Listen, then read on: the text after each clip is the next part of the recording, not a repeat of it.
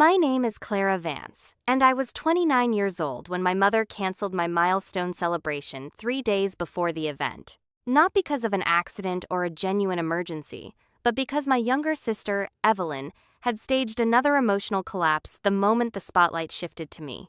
"We are canceling your dinner party," my mother said through the speakerphone, her voice completely stripped of empathy. "Your sister needs us right now." Behind me, 60 personalized invitations sat stacked beside catering receipts I had already settled out of my own bank account. I asked her what happened this time. "She had a fallout with her fiancé, and she is completely shattered," my mother snapped. Before I could respond, a text message from my father appeared across my screen. "You are the strong one, Clara.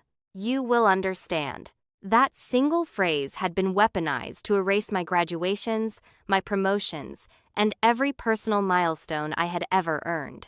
But this time, I did not cry or argue. I packed a single bag, transferred my personal savings out of the joint family bank account, and drove directly toward the coastal estate my grandfather had left behind. My family assumed I would cool off and return to my assigned role. They did not know what was waiting for me inside my grandfather's locked study. They did not know why my mother spent years training me to accept second place. And when they chose Evelyn over me one last time, they destroyed the privileged life they had spent decades building.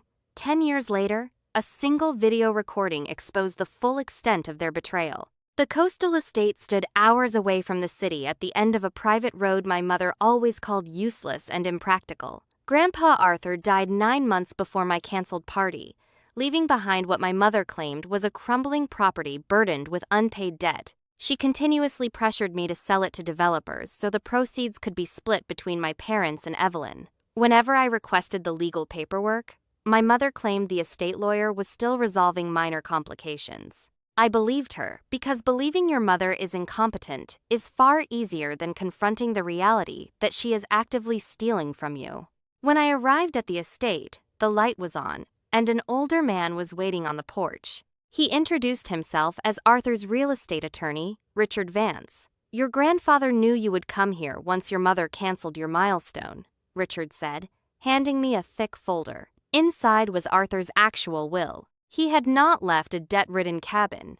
He had left 40 acres of prime oceanfront land and a controlling stake in his commercial real estate firm directly to me. My mother held temporary administrative access until my 30th birthday, and during that time, she had quietly funneled over $500,000 out of the business to fund Evelyn's high-rise rent, unpaid credit cards, and luxury trips. The canceled party was a deliberate distraction so my mother could slide an authorization extension past me while I was emotionally drained. Before we dive into this story, subscribe to see how this unfolds, and type which country you're watching from. I would love to say hello to you and see just how far our story travels. Sitting in my grandfather's dim study, the weight of his final handwritten note pressed against my hands, he had written, "Clara, they taught you that being strong means surrendering what is yours. It doesn't. It means protecting what matters, even when the people demanding your sacrifice share your blood." Suddenly, every past disappointment was reframed. The canceled event was not an isolated act of cruelty. It was a calculated financial maneuver. My mother knew my 30th birthday marked the exact date her temporary administrative control expired. Evelyn's sudden emotional breakdown was orchestrated to keep me away from the property, while my mother finalized documents labeling her illicit withdrawals as authorized family expenses. My phone vibrated repeatedly on the mahogany desk. 3 missed calls from my mother, 2 from my father, and 8 text messages from Evelyn, ranging from passive-aggressive apologies to outright accusations of selfishness. I flipped the phone face down.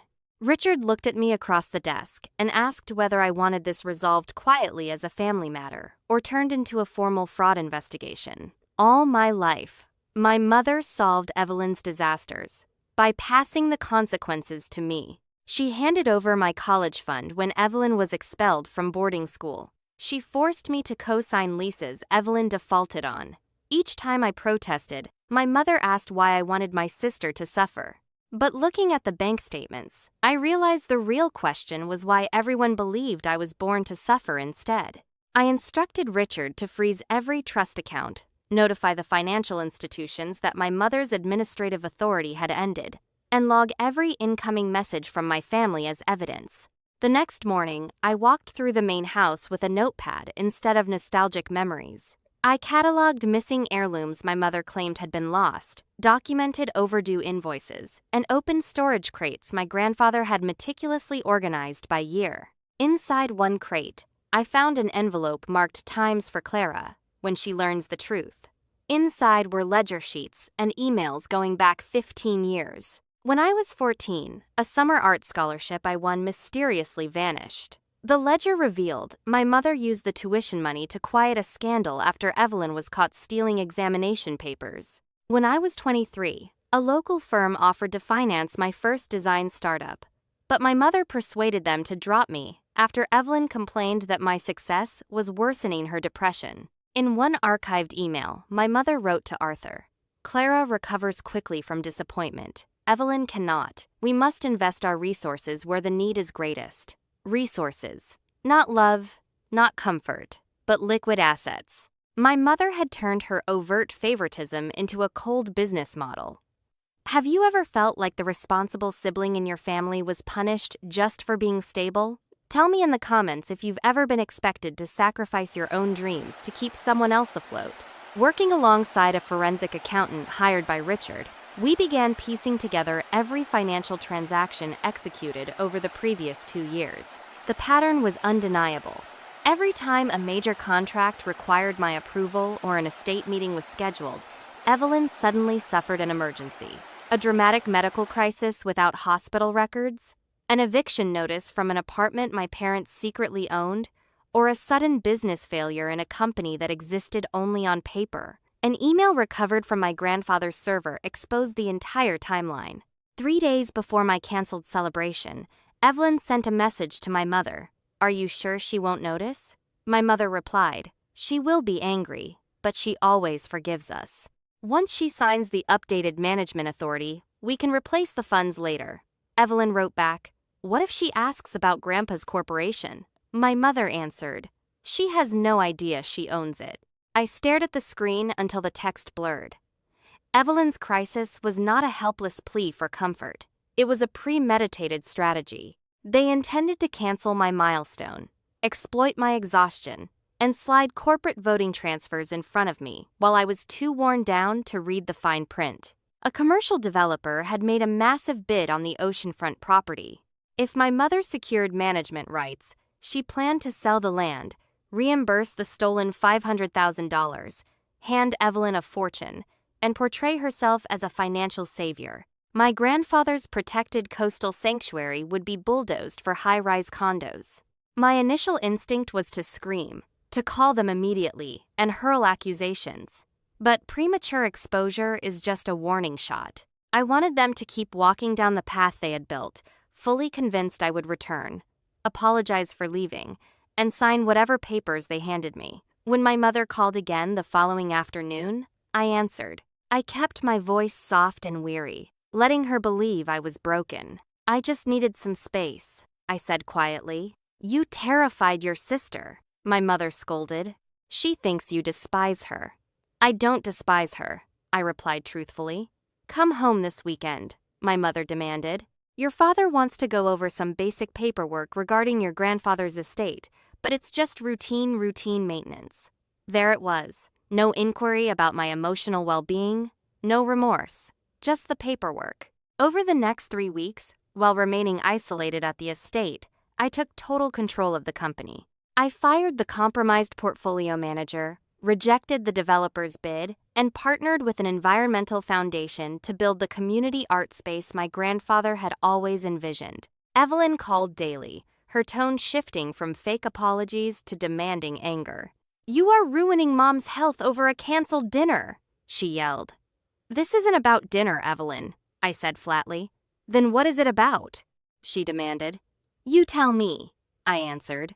The silence on her end lasted 4 long seconds before she burst into dramatic tears. In the past, those tears would have made me surrender. Now, they sounded like a confession. 6 weeks after my canceled celebration, I returned to my parents' house, wearing a tailored slate suit and carrying a leather document folder. Richard waited in a car down the street with a forensic auditor. I wanted one final answer before choosing whether to file criminal charges or keep the fallout within civil courts. Did my father actually know what they were doing? Or was he simply turning a blind eye to keep the peace? My father opened the door, his eyes lighting up as he reached out to hug me. "There's my strong girl," he said warmly. The words almost made me turn around and leave right then. Inside, my mother had orchestrated a ridiculous makeup scene. A cheap store-bought cake sat on the dining table, decorated with 31 candles, because, as she cheerfully explained, we could celebrate next year early. Evelyn was sitting at the table without makeup, dressed in an oversized sweater specifically styled to make her look small and fragile. My mother poured wine, and Evelyn gave a soft, practiced apology about needing family support at the wrong moment. Then, before we even served food, my mother slid a document across the table toward my plate. "We should handle this quick administrative task first," she said smoothly.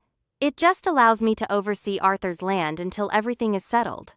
I opened the folder slowly, pretending I had never seen the layout. My father looked down at his glass, avoiding my gaze. "Did you read this document before she gave it to me?" I asked him directly. "Your mother understands corporate structures better than I do," he muttered. "That wasn't my question, Dad," I replied. Evelyn shifted uncomfortably in her chair. "Why are you bringing this hostile energy into the room?" she snapped. I looked at her cold eyes. "When exactly did you find out that Grandpa left the entire real estate corporation to me?" The color drained from my mother's face instantly. She stood up, clearing her throat. "No one knows what your grandfather wanted toward the end, Clara," she claimed quickly. "He was confused. He passed 3 independent mental evaluations during the exact month he updated the trust," I said, placing printed copies of the real will, the trust amendments, and the transaction ledgers across the table. My father picked up the first page. By the second page, his hands were visibly shaking. $512,000, I stated clearly. "That is the exact amount transferred out of Arthur's estate directly into accounts linked to Evelyn. Some of those funds passed through your joint account, Dad." He slowly turned toward my mother, his voice cracking. "Susan, what is this?" My mother's panic instantly mutated into pure rage. "That money belongs to this family," she shouted, slamming her hand onto the dining table. "Your grandfather created ridiculous, unnecessary divisions, Clara. I was protecting our future." "Whose future, Mom?" I asked, keeping my voice dangerously quiet. Evelyn stood up so fast her chair screeched against the hardwood floor. "Stop acting like you earned any of this," she yelled, her face red. "Grandpa gave you everything because you manipulated him. You visited him at the estate when he was sick just to make him feel sorry for you." "I visited him because he was dying, Evelyn," I replied, staring directly into her eyes. "And while I was caring for him, you were using estate funds to pay for a luxury apartment you couldn't afford." My mother tried to step between us, her hands raised. "Clara, your sister has struggled in ways you cannot comprehend." "I comprehend plenty," I interrupted. I pulled out the printed email threads and dropped them onto the table. Evelyn glanced at the top page, saw her own words printed black on white, and immediately stopped speaking. My father picked up the paper and read my mother's reply out loud, his voice barely a whisper. "She doesn't know she owns it." He set the paper down and looked at my mother like she was a complete stranger. "You canceled Clara's birthday to get her to sign over the company?" he asked. "I was preventing her from making an impulsive mistake," my mother insisted, her voice shrill. "She would have signed the extension eventually." My father turned to me, his eyes filled with shock. "Clara, I swear I didn't know about the trust. But you knew about my college fund, Dad," I said, letting 30 years of buried pain surface. "You knew she took my design savings to cover Evelyn's debts. You knew every achievement I ever had was brushed aside the moment Evelyn threw a tantrum. Did you ever once check where the money came from?" He had no answer. He simply stared at the table in silence. My mother began gathering the papers in a frenzy. "This has gone far enough. You are emotional, Clara. We will discuss this when you calm down." I placed my hand firmly over the stack. "No. Tonight, you listen. The trust accounts are frozen. Your management authority is revoked. The land sale is canceled. And the audit is complete. You have two choices: return every single dollar, surrender all claims to the estate, and sign a full confession, or I file a formal criminal fraud complaint with the police tomorrow morning." My mother let out a bitter laugh. "You would send your own mother to prison over money?" "No," I said, leaning in. "Your choices will." Evelyn threw her wineglass across the room, smashing it against the wall. "You are destroying this family over money you don't even need," she screamed. That sentence shattered whatever remaining compassion I had for her. She was not sorry for stealing. She was terrified because the money pipeline had been cut. My father slowly turned to Evelyn, his voice trembling.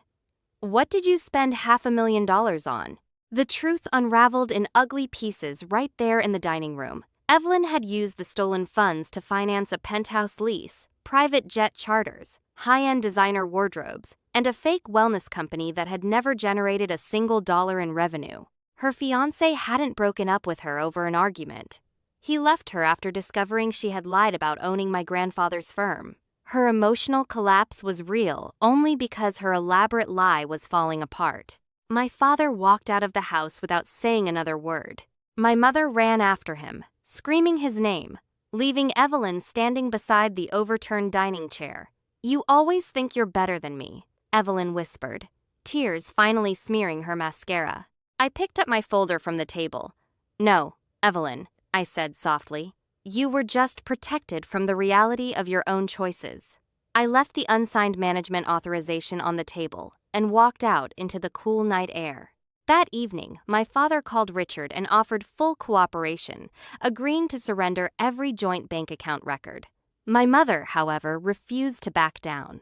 3 days later, in a desperate bid to preserve her lifestyle, she tried to transfer my parents' family home into Evelyn's name. That illegal transfer triggered immediate fraud alerts from the bank. Because the home had been used as collateral for loans connected to Evelyn's fake business, attempting to shift ownership during an active corporate audit raised federal red flags.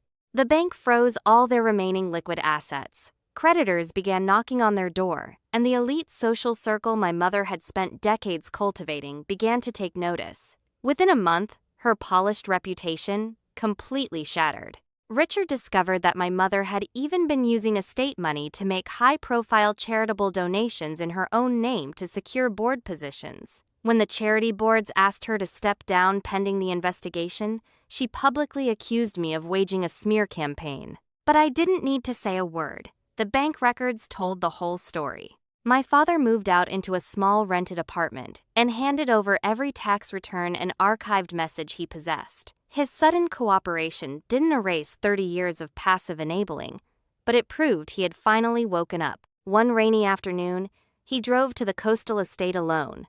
"I should have stopped her years ago, Clara," he said, staring out at the ocean. "Yes, Dad, you should have," I replied without hesitation.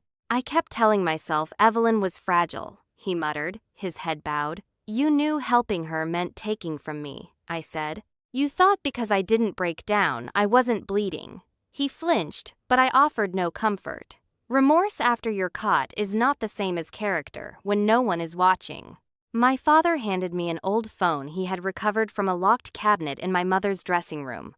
It contained years of encrypted text messages between my mother and Evelyn. The birthday cancellation scheme was only a tiny fragment of their long-term plan. They had routinely discussed strategies to keep me isolated, including a plan to fake a medical crisis for my father so I would move back home and hand over financial power of attorney to my mother. In one text message, my mother wrote, "Clara is emotionally predictable. She will resist at first, but then guilt will take over. Just give her time." Reading those words didn't make me cry. My anger had turned cold, sharp, and focused. It showed me exactly where boundaries needed to be built. The following morning, I instructed Richard to file a civil lawsuit for full restitution, complete removal of my mother from all estate involvement, and damages linked to the fraudulent land transfer attempts. I also authorized the state prosecutor to review the financial evidence for criminal charges. I didn't post rants on social media or reach out to distant relatives. Formal legal documents speak louder than drama, and they carry permanent consequences. My mother was officially served with legal papers during a luncheon at her country club. Evelyn received her process server at the commercial space she leased for her fake business. Within 48 hours, Evelyn's landlord evicted her for unpaid rent, her luxury vehicle was repossessed, and the venue for her hypothetical wedding canceled her reservation, keeping her deposit due to falsified financial credentials. She called me from a burner phone, sobbing hysterically. "I have nowhere to go, Clara. You have to help me." "You can live with Mom," I said coldly. "Mom is losing the house." Evelyn screamed. "She only tried to transfer it to save me. She tried to transfer it to hide stolen assets." I corrected her. "You're enjoying watching us suffer," Evelyn accused. I considered her words for a moment. "I don't enjoy your suffering, Evelyn. I enjoy the fact that your decisions finally belong to you. I am no longer your safety net. I'm your sister," she shrieked. "You knew Mom was stealing money from Grandpa's estate," I said. "I didn't think it was stealing." Evelyn wept. "Mom said that money was going to be mine anyway." "And you believed you were entitled to it?" I replied. "What am I supposed to do now?" she asked, her voice cracking. "Get a job," I answered. "Sell your luxury clothes. Speak truthfully to the investigators. Stop turning your own mistakes into everyone else's emergency." "You are heartless," she whispered. "No," I said. "I am simply unavailable." I hung up and blocked the number. Over the next 18 months, the legal system systematically dismantled the fortress of lies my mother had spent decades constructing. Faced with overwhelming bank records and digital evidence, she eventually signed a global settlement agreement to avoid federal prison. She was forced to liquidate her personal investments, surrender her luxury jewelry, and hand over the family home to cover the stolen $500,000. The recovered funds were permanently placed back into my grandfather's corporate account, securing the oceanfront land forever. The criminal court placed my mother on 3 years of strict probation, complete with mandatory financial monitoring and 400 hours of community service. Stripped of her social standing, her country club membership, and her grand home, my mother moved into a modest one-bedroom apartment on the outskirts of the city and took a part-time job as an administrative clerk. For years, she wrote long, bitter letters to anyone who would listen, blaming my grandfather, my father, and me for her downfall. She insisted that I had blown harmless family financial sharing out of proportion just to humiliate her. She claimed a dutiful daughter would have handled the situation privately.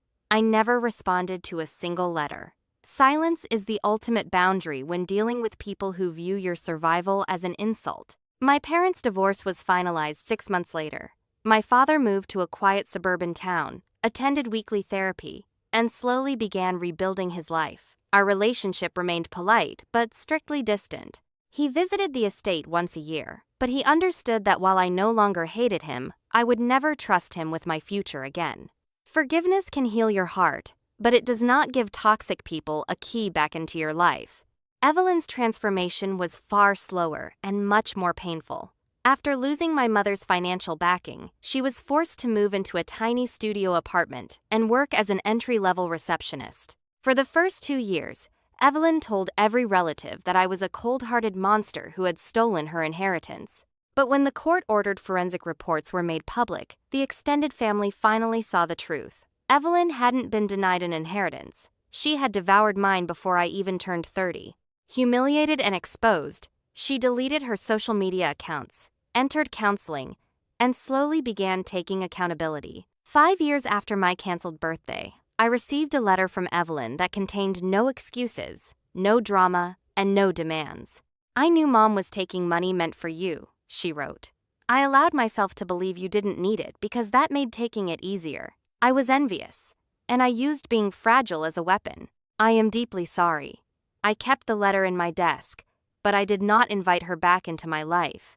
An apology acknowledges the damage, but it does not obligate you to rebuild the house they burned down. On the 10th anniversary of my canceled celebration, my grandfather's coastal property had transformed into a thriving artist retreat.